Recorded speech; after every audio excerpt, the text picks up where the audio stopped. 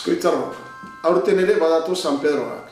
San Pedro bereziak, San Pedro arraroak, baina San Pedroak. Urtero moduan, San Pedro jaiak ospatuko ditugu. Modu berezian, baina aurrera begira.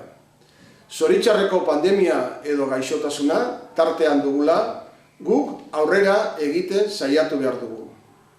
Jai bereziak izateak ez du esan nahi tristiak izango direnik. Ohiko jaiak ez ditugu izango, baina jai hauetan gutariko bakoitza protagonista izan behar dugu.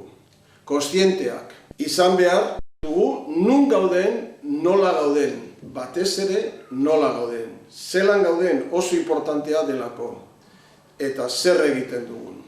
Itxarapena nagusi izan behar dugu, indarra erakutsi behar dugu.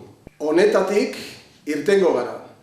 Datorren urtean, hobeto ospatuko dugunaren esperantzarekin.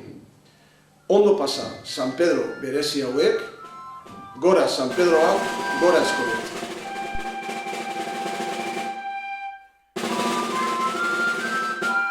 Escoitzarras, tenemos los San Pedros a la puerta de la esquina.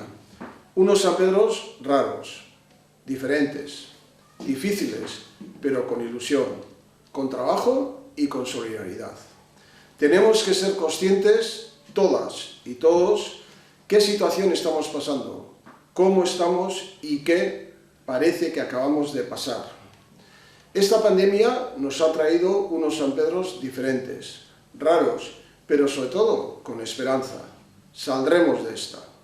Nuestra actitud consciente y solidaria nos traerá unos San Pedros mejores en el 2021.